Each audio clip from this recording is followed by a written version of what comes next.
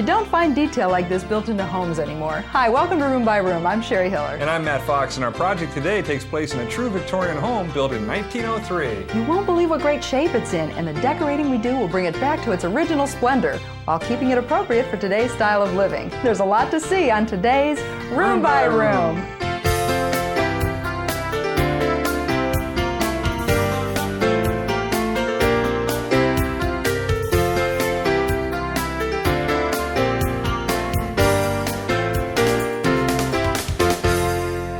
Oh, this is such an exciting project we're working on today.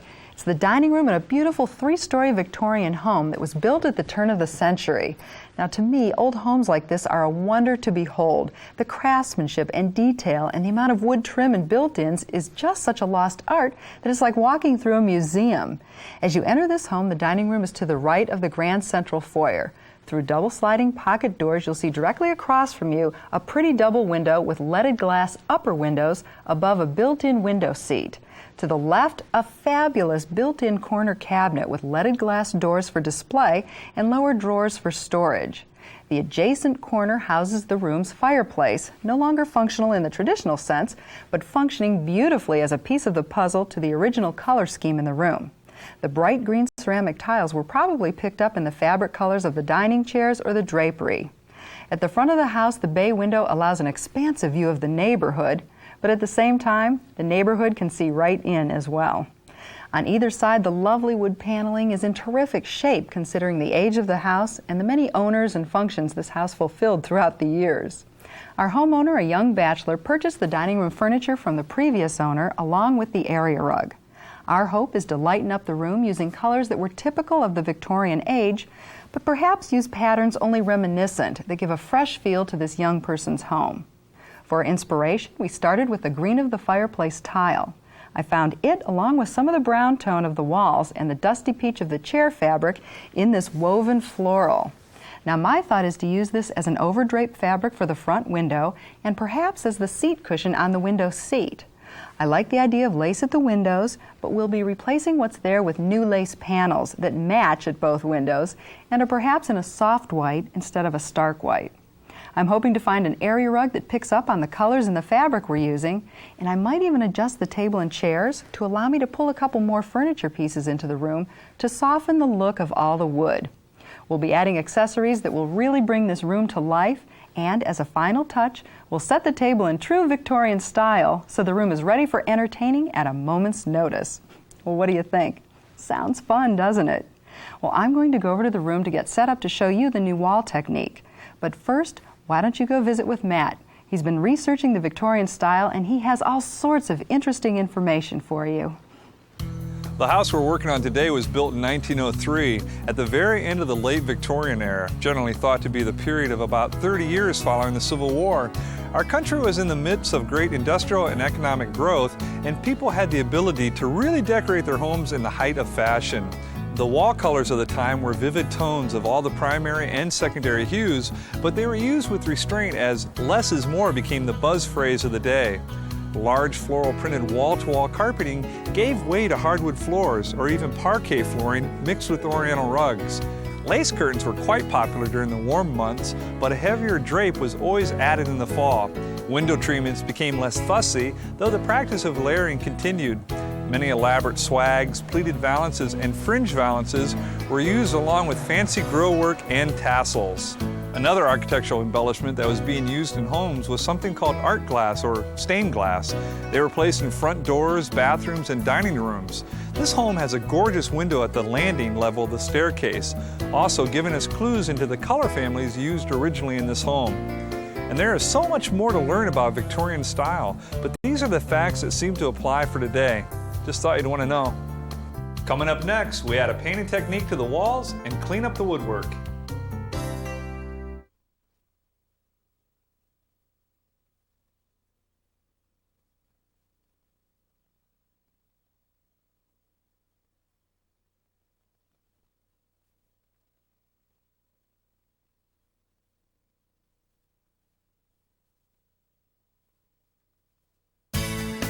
Well, hi, and welcome back to a beautiful Victorian dining room that's getting even better by the minute.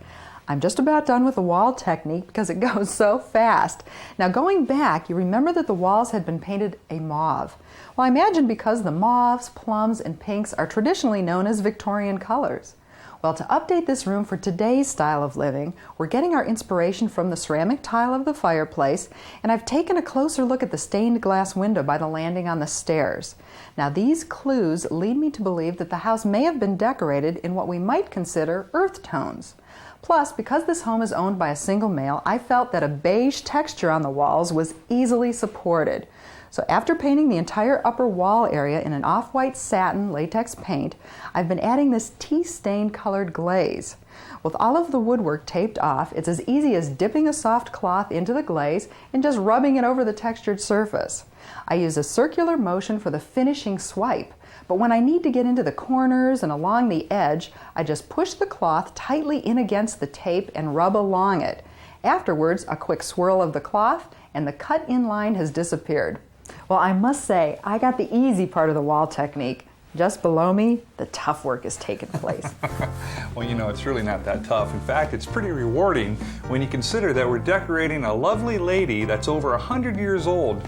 Now, the work I'm doing is part cleaning and part touching up areas of the wood that have been chipped or scratched. Now, the cleaning process comes first, and I start with some pretty familiar products: dishwashing liquid and water. I just used lukewarm water and using a damp, soft cloth, just start cleaning off as much of the dust and dirt as possible. Now for the detailed areas of molding, I have a paintbrush that I dip into soapy water and brush at the moldings, allowing me to get into a lot of the nooks and crannies. Of course, you want to follow up with a damp rag to remove any soap residue. You want to be certain not to soak your wood. Well, I've been coming along and touching up the areas of the wood that have been chipped, and I found a variety of touch-up markers at the local home center store, and it's the dark mahogany color that blends the best with the paneling we have here. All you need to do is run the marker over the chipped area and keep adding small coats until the bare wood is covered and the depth of color reaches the same depth of color as the panel. After all the bare wood has been taken care of, a liquid scratch cover is good for the overall paneling. It'll take care of light surface scratches and dings. You can actually use it to lightly polish the wood, rubbing it until it has a nice luster to it. Now the best part of the project is standing back and looking at how great the walls turned out with little more than elbow grease. If you remember from the research that Matt did, Victorian homes in the late Victorian era used a method of layering at the windows. Lace draperies were oftentimes used in the warmer months and then layered over with heavier fabric for the winter. Well, as you can see, we followed history's lead. If you remember before, there were lace curtains in both of the windows. One set was from an upstairs bedroom, and the other was a new set cut down and sewn to fit, so there was some privacy when our homeowner moved in. Well, we removed those and found enough of one style of lace sheer so the front and side windows would match. I really wanted the lace to be very full and luxurious, while at the same time cutting down even more on the amount of visibility from outside into the room. So I added a couple additional panels here and there to get the fullness we wanted. I also removed the old white curtain rods and replaced them with brass rods that are more elegant and more fitting to this rare beauty. For the overdrape, I used the floral fabric I showed you earlier and lined a full width of fabric, simply creating a large lined rectangle. I then sewed a large rod pocket at the top. For hardware, I selected a turned wooden rod and finials to be mounted above the side windows only here in the bay. I would never consider hiding this beveled glass window, so the overdrapes are used just at the sides. Now, because the side windows have a beveled glass design all along the top, there isn't any room for an overdrape. However, since it might be nice to see some of the floral fabric on this side of the room, the way to pull some of it over is to make the seat cushion out of it. Now we spread that fabric to at least 2 different areas, and it adds a feeling of balance to the space. Best of all, as I look around the walls, between the wall treatment and the draperies, I'm starting to get the feeling of an elegant old Victorian revitalized. All it took was a little research, and once we knew what to do, the rest was so simple. You know, once I polished up the paneling, I started thinking to really complete the job, I should do something with the flooring in here. Well, on closer inspection, I can tell you this is not tongue and groove flooring, because if it were, the nails would be hidden.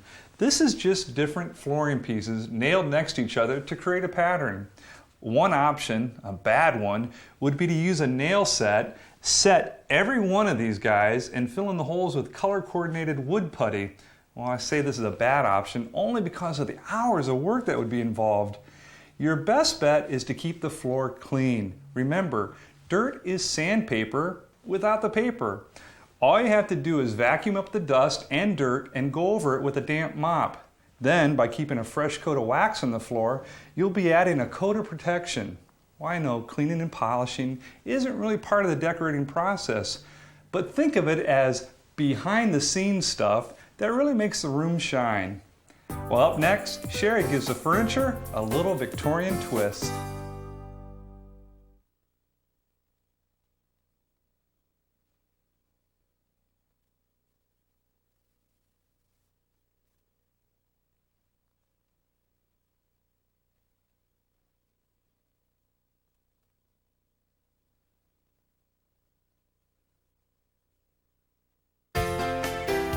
Welcome back to our dining room project, where we're trying to breathe new life into this 100-year-old Victorian home.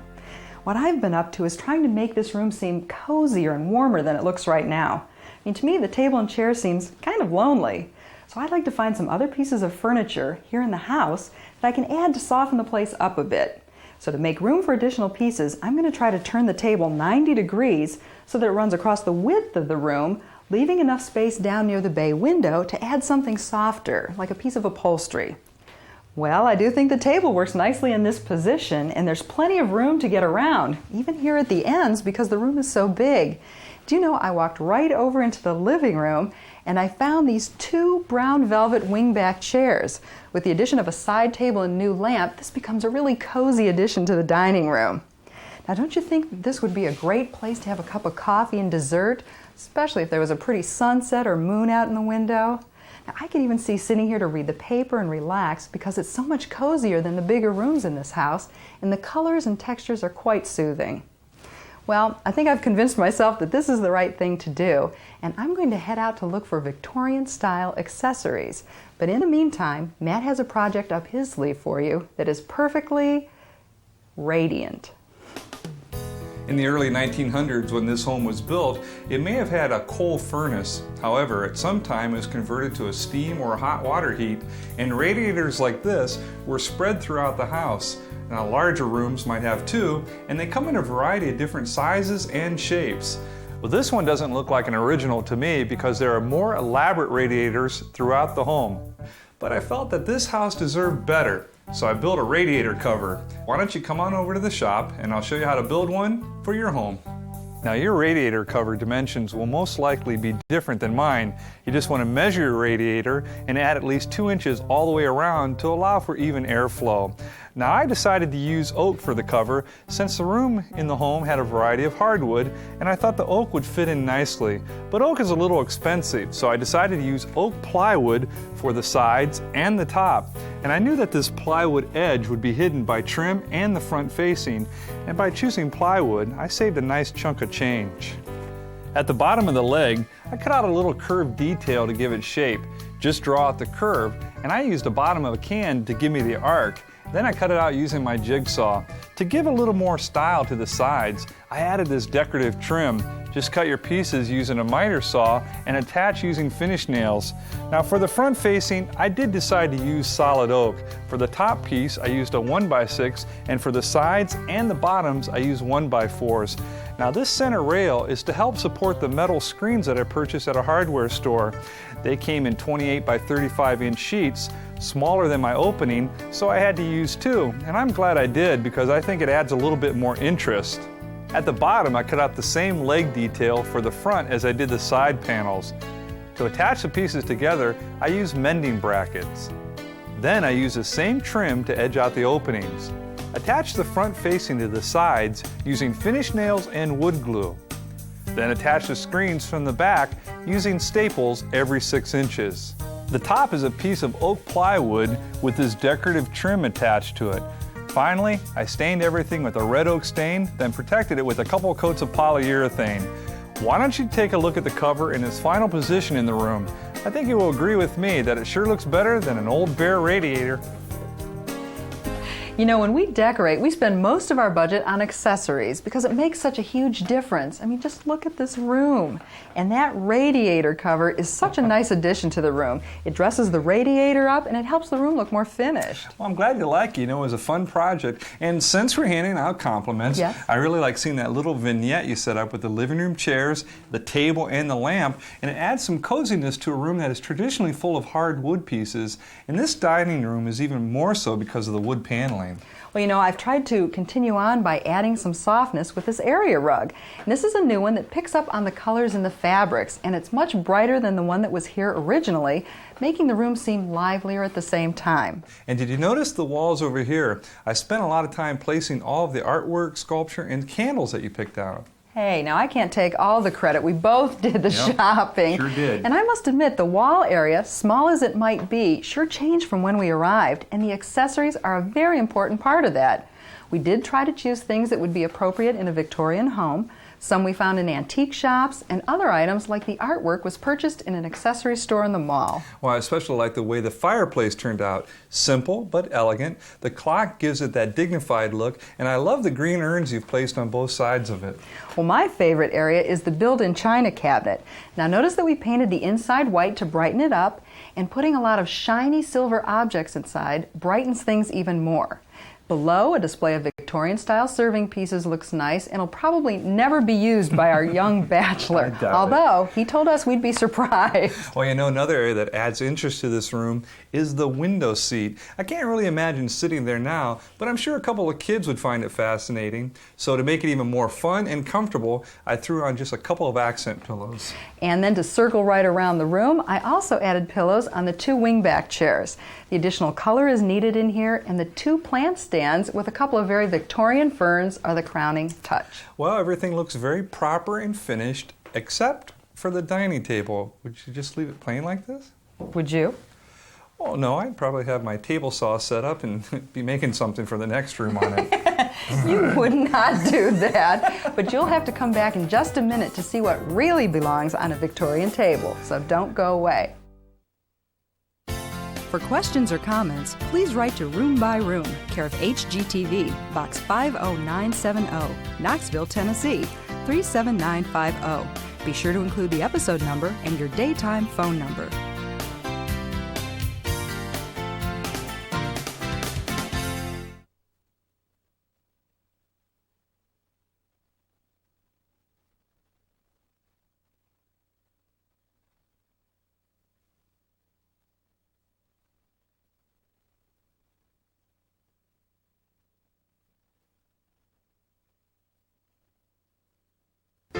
Hi, and welcome back to the finishing touches of our Victorian dining room. We've already added the accessories, but I thought since this room is right off the foyer, it might be a good idea to dress up the dining table. In so many of the books and magazines that I looked through as I was working on this room, the dining room tables were covered in either a lace or a cutwork tablecloth of some sort. So I chose lace, and I bought a cloth that was larger than I needed because I liked the romantic look. Once the tablecloth is on, we have options. We could set the table with dinner and silverware, napkins, serving pieces, and a centerpiece, but that was a bit extreme for our homeowner. Instead, I've added a couple candlesticks and a silk flower arrangement that we put together ourselves because I just had to try out making my own flowers out of lace doilies. I mixed them in with the roses and greenery, and here's how easy they were to make. Just gather up a couple of doilies, some florist tape, and wire, and you're ready. I started by pinching the doily in the center and gathering it up towards the edges until I held a rosebud-shaped doily in my hand. I then wrapped the middle portion of the doily with the florist wire and then wrapped them both with green florist tape. I only needed a few to add to the real flowers, and my arrangement became something of special interest instead of an arrangement your eyes might pass right over. There, a simple but lovely Victorian table, befitting this beautiful 100-year-old Victorian lady. Well, it's time to take a last look around, then come join Matt and me in the workshop and we'll retrace the history of this project in the scrapbook.